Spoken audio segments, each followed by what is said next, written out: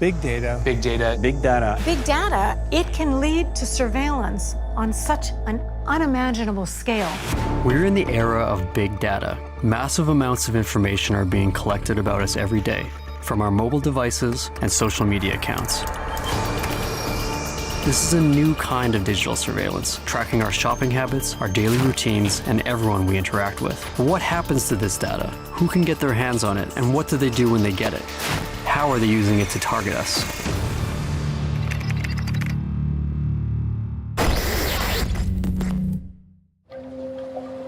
We generate more than 2.5 billion gigabytes of data about ourselves every day, from text and videos to sensors and trackers on smart devices. This information is stored online, and it's up for grabs if you know where to look. One of the companies making use of this information is Neighborly, an online tenant screening service. Neighborly uses your credit and rental data to determine if you pose a risk to landlords, and increasingly, they're using your social media information in their research. I met with Neighborly founder and CEO Dylan Lenz to find out how this data is being used to analyze people. So you actually did an analysis of me. Can we Yeah, go through so that? this is yours. So this is what your report would have looked like initially. You had like a 79% chance of success because we couldn't verify income, and you were high risk on a couple of things. Well, we look at like 500 different data points. We do a phone record search. We do email identity verification. We look at social media information. What role does social media play in your screening process? We use it to determine misrepresentation. Does this person have a co-applicant that they didn't declare? Do they have a dog they didn't declare on the application? Do they actually work at their job? There's a company in the UK that uses social media data where they just analyze all of the words used in your posts. And these words are like words like broke or poor. And like those are literally what they say are words that they use. If people use the word broke a lot or word poor a lot, then they're probably not gonna pay their rent. The fact that people think that that's actually true, I mean, maybe it is true, but there's no world where this company that's been around for 6 months or 8 months has looked at 2 million data points to actually determine if that's in any way relevant. While our company is trying to be incredibly ethical, not every company is. When we were approached by these data brokers, they were offering us access to data that basically had people's emails, names, addresses, and the results of every online form they'd ever filled out. And less ethical people might actually start using that data to make decisions or to classify you. If corporations are looking at our social media posts to determine whether we can pay rent, what other decisions are being made about us with data we don't even know we're sharing? Every time we log on, we're giving out information that could be used against us in the future. There is a further way this data about us can be exploited. I met with Michel Junot Ketsuya, a former senior intelligence officer with CSIS. He has first-hand experience mining people's data. Trained in the art of manipulation, he sees huge potential for abuse of our online data by more than just intelligence agencies. Big data is available not only to the private sector, but it's available to anybody who knows where to look and what to look for. If you're gonna look into my data, for instance, what's... Already done. what sort of thing might I be surprised to hear that you'd learned about me? There's information about your health profile. There's information about your academic profile. There's information maybe about your spending profile. There's information out there on maybe even your political orientations. There are definitely tons of information about your friends. People would be very, very surprised how much I can actually, for example, describe your personality, you know? Who you are, what you think, what will make you angry or make you sort of react a certain way.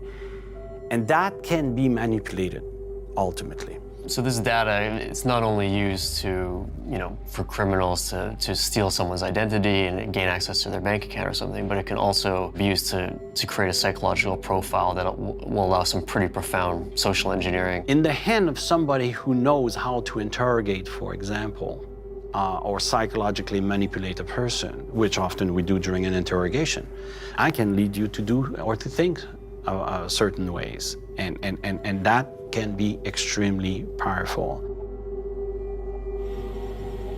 This kind of manipulation is already happening.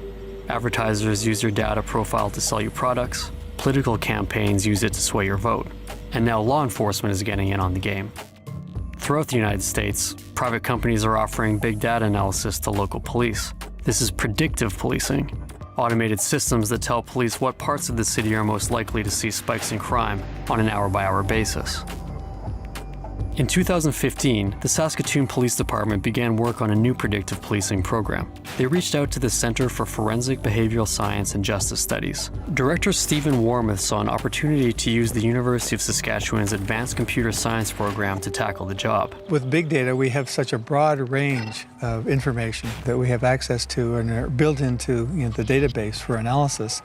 That there's the possibility of finding patterns that we would never find had we not acquired those bits of data that we're now including. Can you give me an overview of how the program works? We're not doing what, dare I say it, it characterizes predictive policing in the U.S., where they're focusing on what are called hotspots, where to put the cars, where to put the boots on the sidewalk to prevent crime. Studies have shown that 2/3 of calls to police departments are not criminal in nature.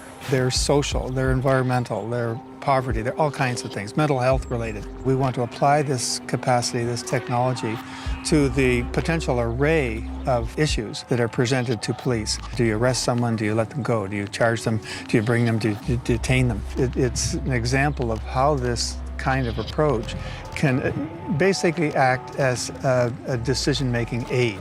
And that's, at the end of the day, all we're trying to do. I wanted to know exactly how this worked, so I spoke to Dr. Daniel Anvari, the man who designs algorithms for the University of Saskatchewan's Predictive Policing Lab. His algorithms sort through people's histories to draw up predictions about recidivism, the likelihood that they would commit crimes again in the future. How does this algorithm predict crime? First of all, we are not predicting crime. We are supposed to help those officers to make a better decision, but just giving them better hands on the data. What sort of benefits can we expect to see from the use of such algorithms? I believe the first benefit is for saving time, increasing the efficiency of the police officers. So basically, you would answer these questions, and it would show you how this persona or this identity that you've entered in compares to similar individuals. Similar individual. What is the risk of recidivism for this specific individual, for this specific crime index? And what you're trying to do is just make sure that these data sets most accurately reflect the reality of this person. Exactly. This is a profile, different categories of the questions. You see which category he got what score. Totally, he got 40 score. So that means he is considered as a very high risk for recidivism for this specific crime.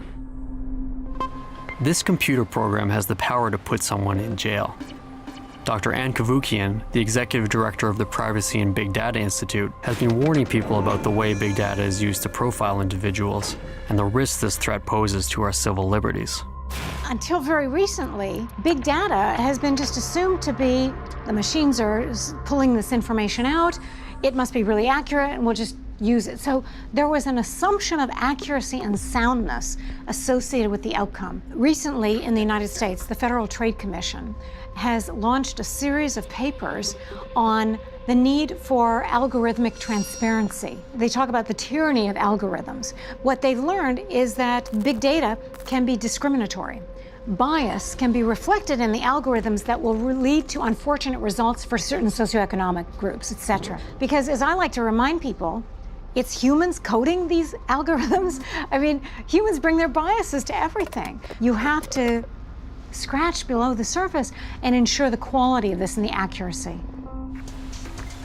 The threat is that human bias can creep into the numbers, creating discrimination in the results. I brought these concerns to the predictive policing team. The potential downside are the data that the algorithm is based on. Are they biased? And there's a possibility of that. And so the criticism is that the algorithm may in fact build that bias into its prediction. We're encouraged that the statistical data-based approach is superior to simple human judgment. But there is that caveat that the data have to be good if they're going to be used without bias. If there is any sign of biasness in the output, we can actually check that and go back to adjust the algorithm. It's not a stone-written algorithm. So what sort of checks and balances are in place to be monitoring whether biases are appearing? I think the cross-validation between different algorithms with one data set would be the best things. Is there ever a limit when it's not desirable to put any more data into it? In general, the more information that you have, you can make a better decision. That's a solid fact, actually.